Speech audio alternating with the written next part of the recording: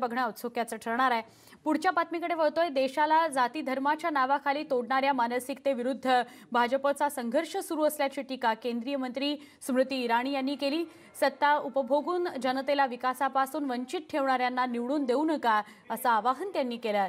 तर विधानसभा निवडणुकीची रणधुमाळी सुरू असून मुक्ताईनगर मतदारसंघात माझ्या कन्येला पराभूत करण्यासाठी विरोधक प्रयत्नशील आहेत असा आरोप पवारांनी केला। जळगाव जिल्ह्यातील सावदा इथं आयोजित पत्रकार सभेत ते बोलत होते। और दिवाली से पहले घर की महिला को बोला जाता है कि कचरा बाहर काट।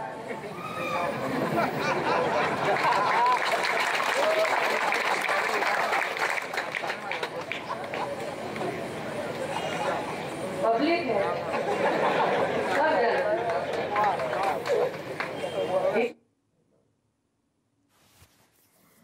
पुढची बातमी अगदी 3-4 वाक्यांमध्ये स्मृती इराणींनी जे बोलायचं आणि जे मतदारांपर्यंत पोहोचवायचं ते पोहोचवून टाकलं। सरकारने 5 वर्षांपूर्वी सांगितलंय ते तरी पूर्ण केलंय का? आत्ताचं संकल्पपत्र हा निवडणुकीसाठीचा जुमला आहे अशी टीका राष्ट्रवादी काँग्रेसचे नेते अजित पवार यांनी केली। अहमदनगरला कर्जत तालुक्यातील राशीन इथं ते बोलत होते। जाहीरनाम्यामध्ये दुष्काळमुक्त महाराष्ट्र आणि भारतरत्नची शिफारस करणं हे अशाच जुमल्याचं द्योतक आहे असं ते म्हणाले। जर खरी दानत असती तर 5 वर्षात केलं असतं अशी टीका पवारांनी केली। याबरोबरच मुख्यमंत्र्यांनी विजय शिवतारेंना कॅबिनेट मंत्रीपद देणार असल्याचं म्हटलं। त्याचा देखील अजितदादांनी समाचार घेतला। कुणी किती गप्पा मारल्या, मी किती सांगितलं की अमुक अमुक येणार तमुक तमुक जाणार, तरी जनता ठरवते।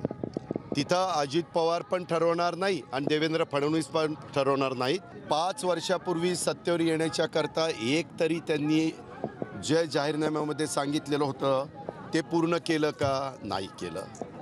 हा देखील एक चुनावी जुमलाच आहे।